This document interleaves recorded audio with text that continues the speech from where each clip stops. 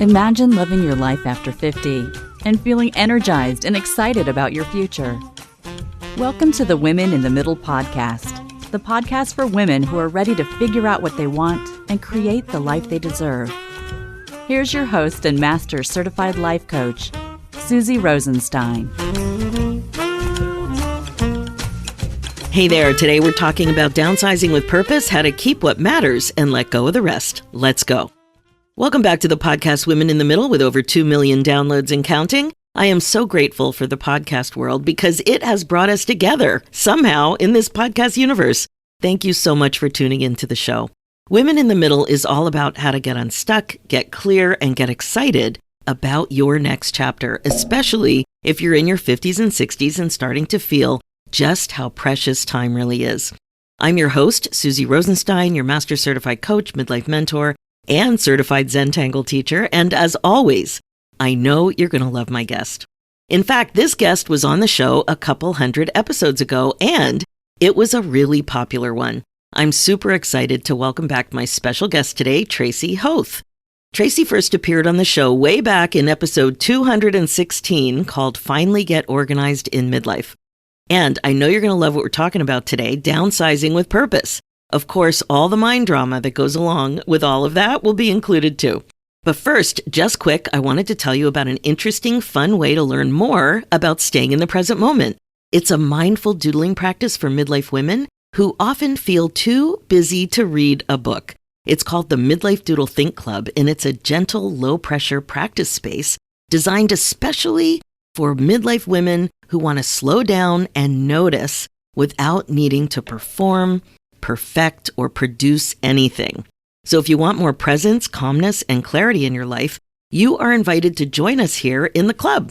And just in case you were wondering, there are no art skills or creative talent required. It's a relaxed, fun way to slow down in midlife and create a space to think. Join us at www.doodlethink.com. Now, let me tell you about my guest today, Tracy Hoth. Tracy is a certified life and organizing coach on a mission to help women simplify their homes and lives. As the creator of Organized Life Academy and host of the top 1% globally ranked Organized Coach podcast, Tracy equips empty nesters to declutter with confidence, to also create systems that last, and step into the role of Organized Life CEO. Now, I don't know about you, but I could use some Organized Life CEO action over here. I know you're going to get a ton of great info from today's show, so please enjoy. Hi, Tracy. Thanks so much for joining us today on the Women in the Middle podcast. Hi, Susie. Thanks for having me. I'm really excited to talk about this topic with you and your listeners. So am I. I am really excited. Now, you know, we have been together before on my podcast, and it was a very popular episode, number 216, way back when. It's called Finally Get Organized in Midlife. So I will definitely have a link to that in the show notes. That was a great topic, but now we're going to be talking about downsizing with purpose, because this is a really hot topic with women in the middle who are considering downsizing for a number of reasons. And of course, one of the main issues is something I deal with is how to get rid of stuff. So challenging. I don't want to get rid of stuff, even though I know I should. Oh, I know. So many people. And they have this, you know how we have this big, we make it so big in our mind that we end up doing nothing about it. So yes, I think downsizing is something we think about and it becomes the hugest project we've ever imagined. So we do nothing. Correct. And the other thing that happens in midlife, and I've also done an episode about this that I'll pop in the notes, is what to do when we inherit our parents' belongings or our mother-in-law, father-in-law's belongings. And a lot of people end up with sometimes 2 other households full of stuff that's not sorted, organized, and dealt with. So I have heard these stories, and it's just so difficult. And if you don't have the space, maybe there's more urgency. But if you have a basement, which is my problem, I have a huge basement.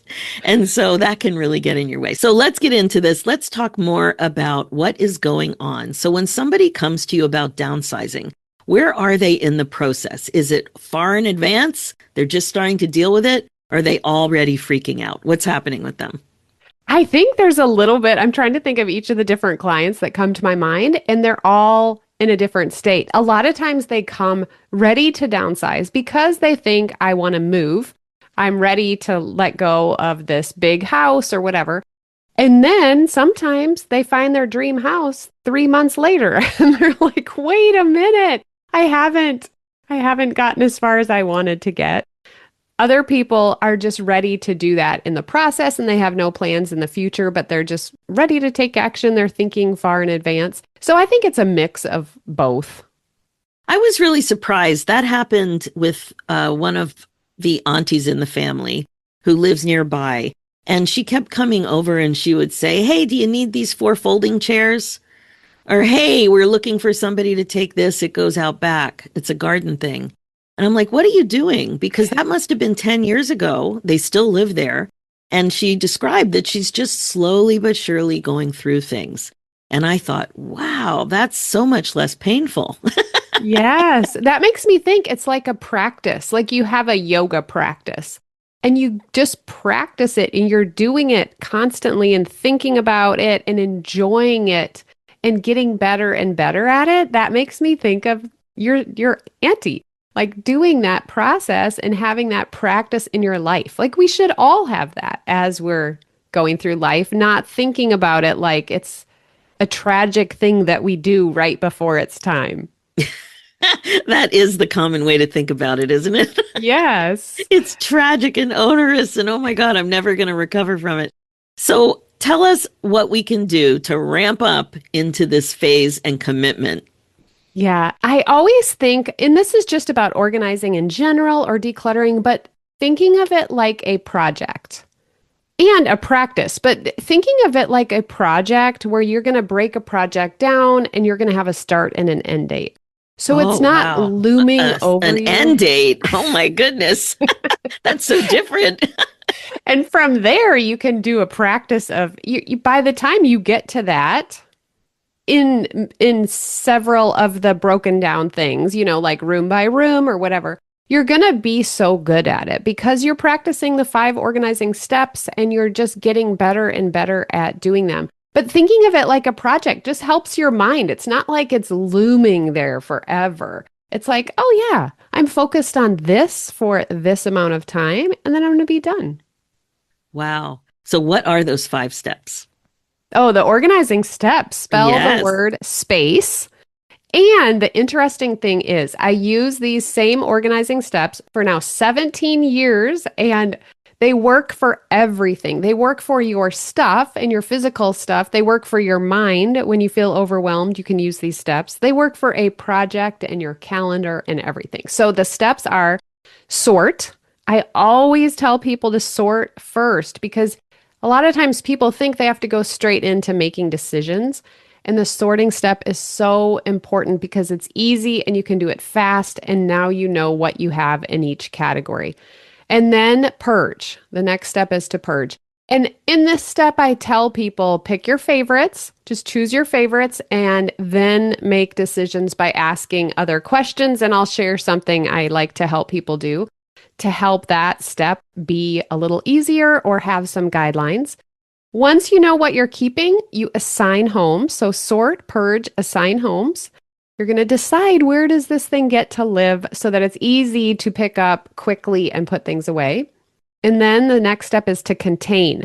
Now, often people do this first. They go out and buy containers and they buy new furniture and they buy shelf dividers or drawer dividers or baskets. No, you cannot do that until you get to step 4. When you know where the things you're keeping are going to live, you know what they need to be contained. And the reason we contain them is so that when it's full, it triggers us automatically to go back and start through the steps again. But containing, you only do then. And I always tell people, shop your house first. You probably have something in your house. And when you sorted, you probably emptied out a lot of containers that you've bought. So, but oh my gosh, Tracy, we do love to buy containers, don't we? It's So the much fun. answer. It's going to make you be so organized when you have this new container, a new software, if it's a business, or a new planner or whatever it is. There's all these containers. And then the final step is energize. You are energized when you create space and order and beauty in your home and in your life.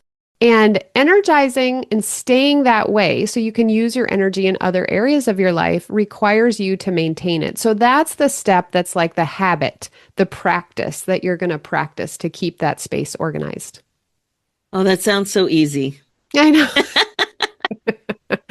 I know. And what's interesting, Susie, is there's people that think each of those steps is hard. I remember having someone, she like glossed right over the purge step. And I'm like, oh, hold on. Like some people think that's the hardest. She thought the maintenance step, the energize step was the hardest. But it's so interesting hearing people, you know, what their thoughts are about each of those steps. Oh, we do have thoughts about them, that's for sure. I remember, I guess it was about 20 years ago, there were a lot of floods happening in the homes in this neighborhood for a variety of reasons.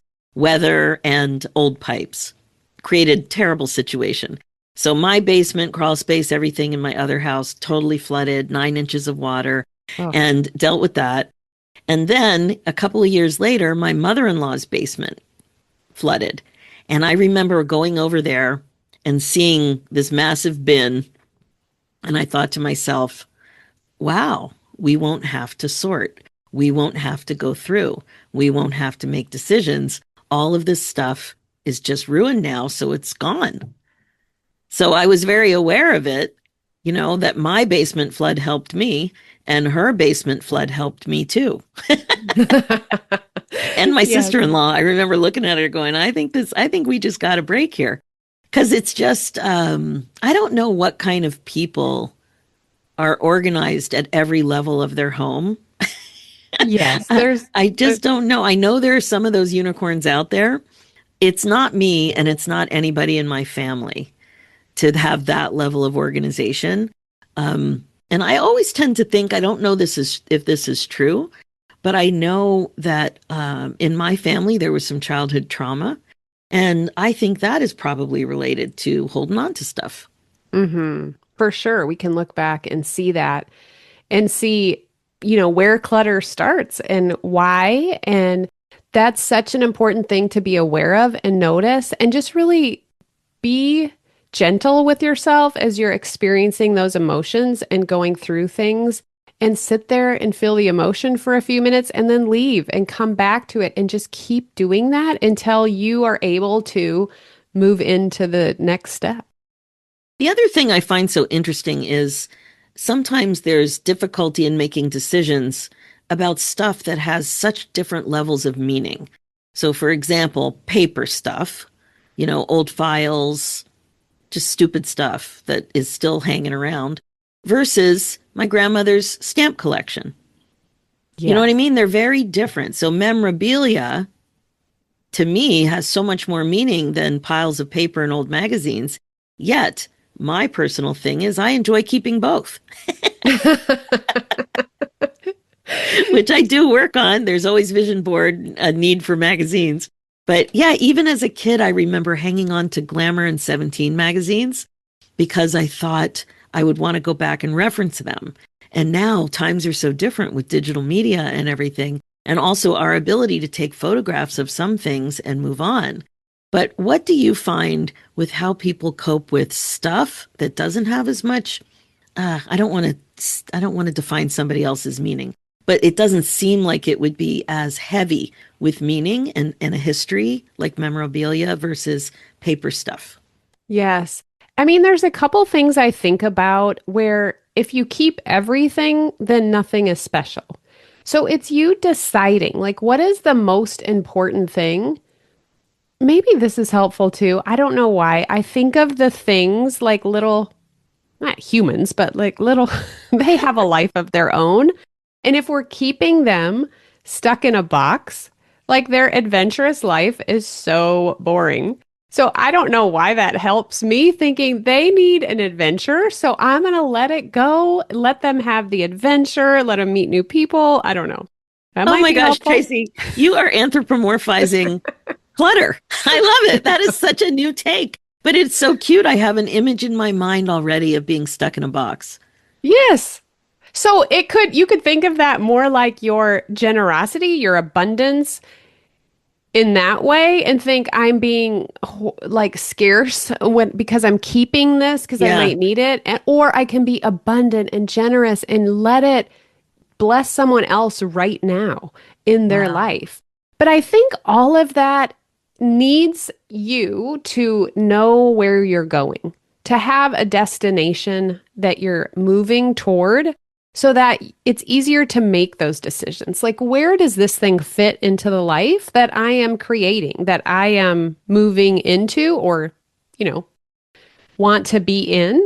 And does it fit into that definition? So I like getting real clear on where are you going? What does it feel like there? What do you have? What things do you love seeing on your walls? What things do you use every day? Or what do you pull out just for special occasions? It's not bad to keep stuff, but are we going to use it? Are we seeing it? Are we honoring it? Are we stewarding it well? That's fun. I love thinking about it so differently. That's Yes. awesome. Now, I know in your notes you mentioned something about a life and death binder, and I have to say, I don't know what you're talking about. So tell us more. I used to call it the death binder, and someone in my group was like, Tracy, I don't like that name. I'm calling it the life binder. I'm like, okay, well, I'll combine it. So now we call it the life and death binder. And that's a binder that we're making. We're concentrating on that this year in Organized Life Academy. And I've broken it down into 12 months. So each month we just have a little portion of it that we're getting the information, putting it into the binder.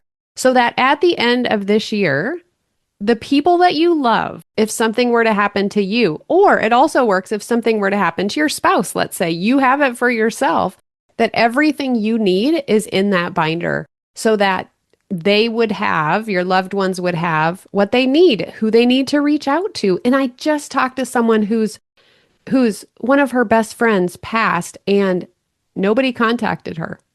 But it's like, well, how do they know? She found out on a post on Facebook.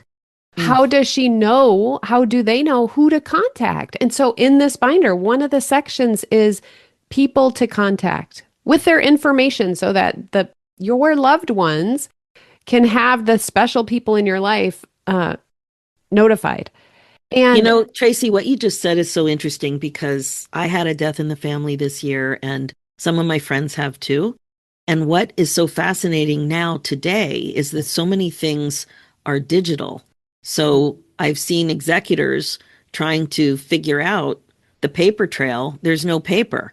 And this is a case where paper is important. I yeah, love a good binder, but it's much easier to pass a binder than to pass a file when, I don't know, there's so many different ways to pass a file and it may not work. It may not be maintained. It may be corrupted, like whatever. I love a good binder and a file. This is a great yes. idea. Yes, and it'll have passwords. Like, how do they get? I think for my business, I'm like, if something happened to me, who knows how to even notify my clients? Like, so that information being there is just a gift that you're giving to someone. So that's what we're doing in Organized Life Academy this year is just focusing on that one section at a time, keeping it really simple. I've done some research and gathered exactly what we need to have in that binder. That's awesome. Now, also, you talk about your client, Barb. Tell me a little bit more about that story. I know she's got something to share. Yeah, her father passed away and she's in Organized Life Academy and she would post sometimes and she got private coaching as well, but just on caregiving, which I'm sure have lots of people in your life that you've dealt with that. But Absolutely, yeah. caregiving is a lot of work and it brings up a lot of emotions.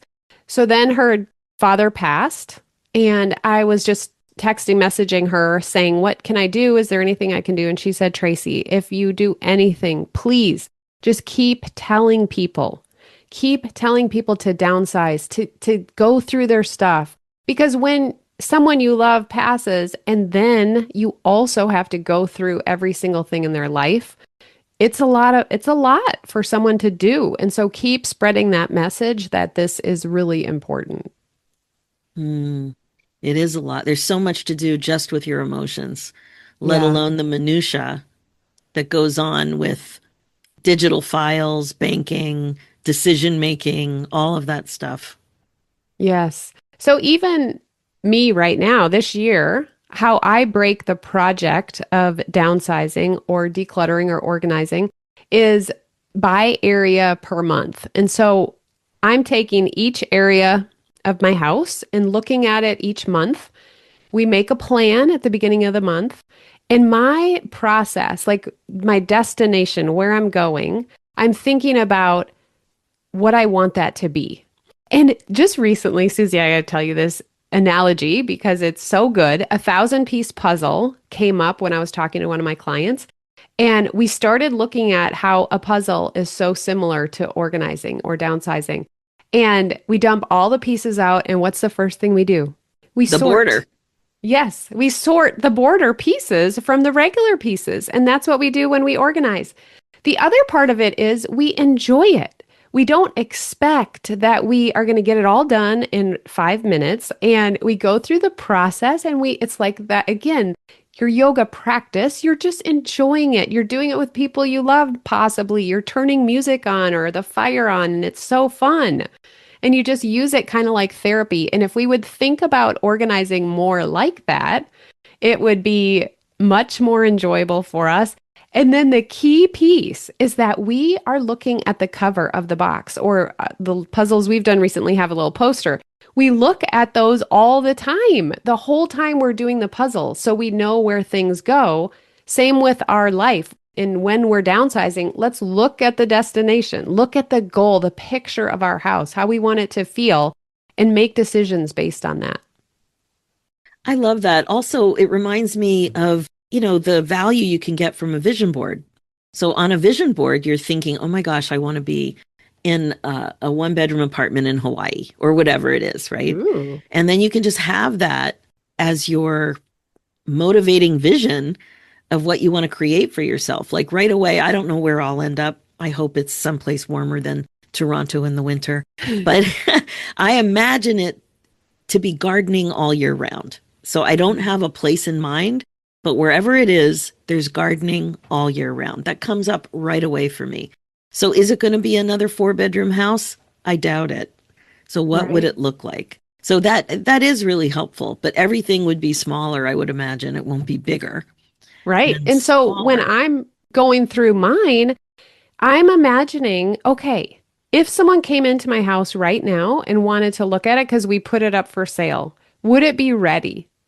I want my space to be ready. I want to have that calm, like this is ready. I would maybe have to do one or two things, but I'd also be ready to pack. And so as I go through each room this year, I'm really considering, do I want to keep this? Does it fit with the picture that I want? And does it fit with the fact that if I put my house up for sale tomorrow, I'm ready to go?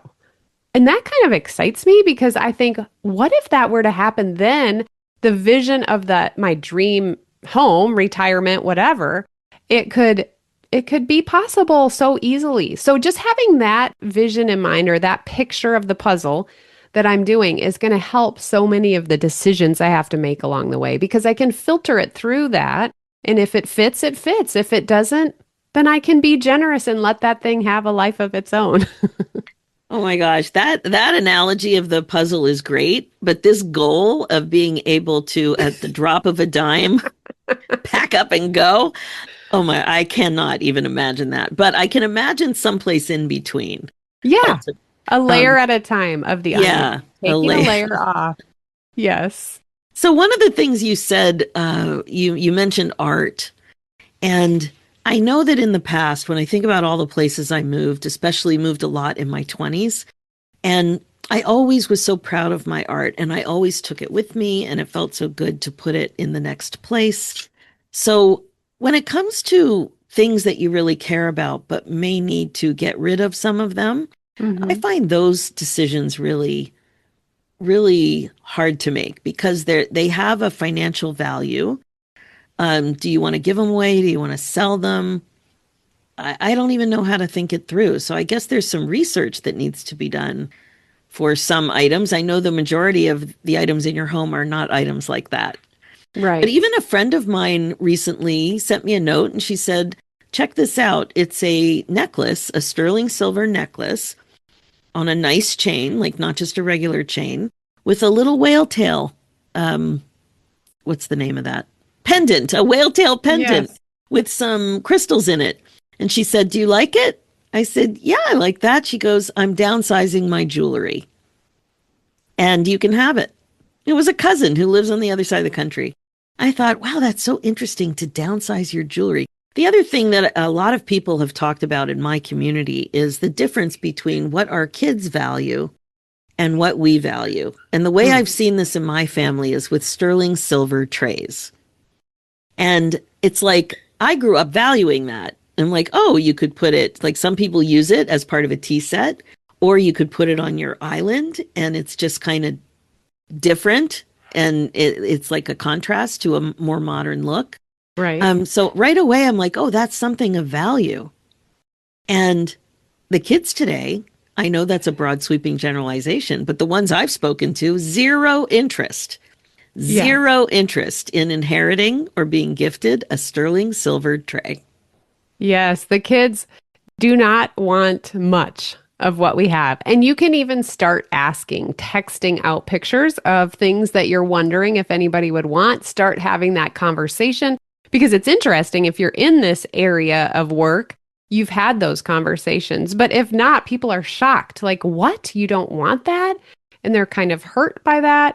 And so that's interesting. It makes me think back to Barb, and Barb's dad had a lot of special things, some very unique collections. And they started texting out their family, and her cousin actually found a lot of people that were interested in different parts of his things. And they were able to send those things to the people that mentioned it. So maybe broadening our ask into our churches or synagogues or into communities that we're involved in, and just broadening who we're asking if they're interested in some of the things, because you can still feel special. I guess if you want to keep it in the family, it's different, but what are they going to do with it after we pass? You know, they're going to get rid of it because it's not special to them. So I think it was 15 or 20 years ago, I went home and my mom presented me with about 8 boxes from the attic. And she's like, okay, here they are, go through them. And it was so much fun to go through them, to find my tap shoes from when I was 13 and all my calligraphy pads. I did calligraphy for years, and my first pair of leather boots with heels. I thought I was so cool. Anyway, and so many notes, high school notes, folded in whatever that thing was that we used to do with our hands. Triangle thing. The triangle things, or the little football notes that we would pass. Oh my gosh, just so much. But one of the things I found in there is I loved Snoopy. I still love Snoopy, Peanuts, Charles Schultz, all of it. And I had these little statues, these little Snoopy statues with a plastic, flat Snoopy, Lucy, Charlie Brown, whatever. And then on a little base, almost like a trophy. And fortunately, I had 3 of them. So one day I just put them in my kids' rooms, my adult 20-year-old kids' rooms. And I said, this was part of my childhood. I would love for you to have it. We'll just stick it on your bookshelf. And then a couple of years later, I was curious and I looked it up on eBay, and they were worth $300-400 each. And I went and I looked into the bedrooms, and 2 of them were still there and 1 was not there. And I wonder where it is. Oh, did you One ask? son moved it. I don't think he would have thrown it out, but anyway, it is interesting how we relate to our stuff. So what would you say is, I don't know, like, I want to use the word safe, but that's not right. Like, best advice when it comes to downsizing. Like, I'm in my 60s now. Is that a good time to start thinking about it? It's not on the horizon at all when I might move out of this house. But what amount of time do you think is not crazy that's going to really stress you out and be onerous to start thinking about it? Oh, I think wherever you are in life, start thinking about it now. Oh my And goodness. not in a, this is going to be my goal necessarily kind of way, but start thinking of it before you buy stuff. Start thinking of it like maybe even if you took a year, like maybe this year, I'm just going to work on my bedroom. So the start and end date is my bedroom for a year. And maybe each month you break it down into one thing. So that's super easy. Like this month, I'm just going to clean out my nightstand. and downsize my nightstand. You can even start calling it that and just take it little by little. But the thought of that, I think if it's calm like that, not stressful or short, really fast, you have to do it fast, is reassuring that you're heading in the direction that you want to go. And it's a little lightening the load and a little freedom. I guess you have to make sure you're thinking about it like that versus, oh, this is hard. I have to make decisions, that kind of thing. Mindset's always critical. Yes. Yeah. And the other thought when you were talking about your tubs that you were looking at, it made me think, what else? It's such a gift to have a book of photos that have stories in it.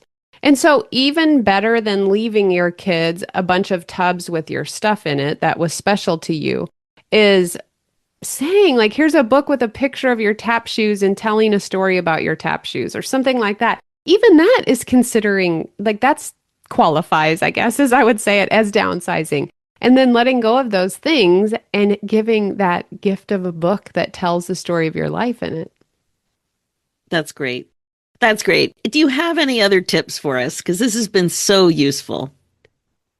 I would say you treated it like a project. You have a start and end. You kind of break that down.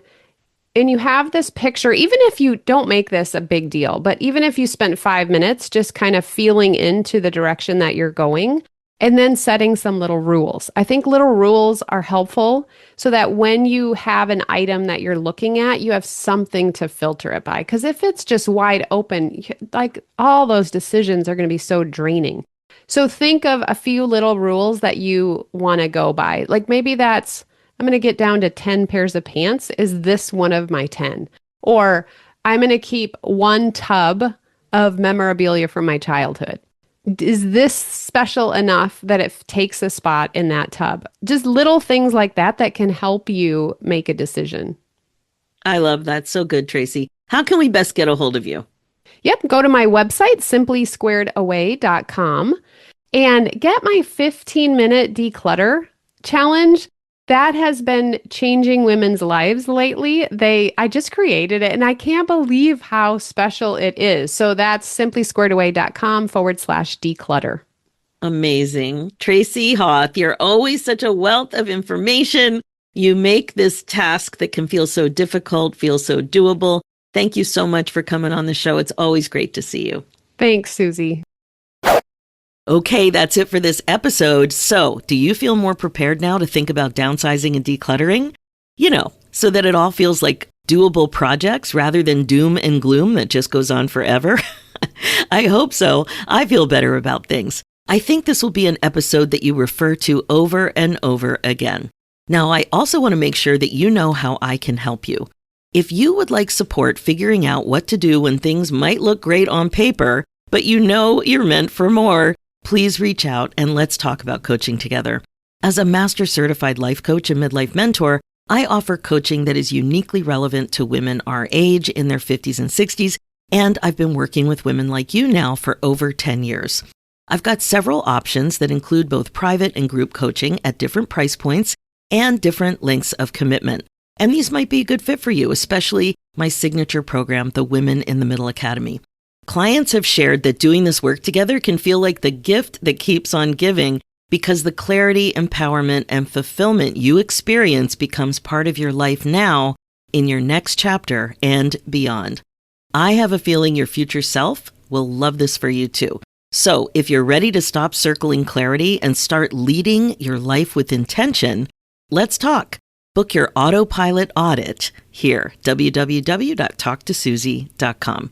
Thanks so much for listening to the Women in the Middle show. Please remember to share it with your friends and other midlife gals that you know would get a lot out of it too. My focus is to help you get unstuck and get on with the good stuff. Being the queen of your brain domain is the best way to be. It is time to stop waiting for the right moment and start creating the happiness, excitement, joy, and fulfillment that you crave. If you want to doodle your way to midlife calm, head over to www.doodlethink.com. For show notes and links, go to www.susierosenstein.com and click on the podcast tab and look for episode 447. And You will also see the link there for my other show, The Women in the Middle Entrepreneurs, which is all about the reality of running your business when you're a midlife gal. It's also on iTunes, Spotify, and all the podcast places. Let's do this, ladies. It's time for you to put yourself first, one thought at a time. Thanks so much for listening, and I'll talk to you next week.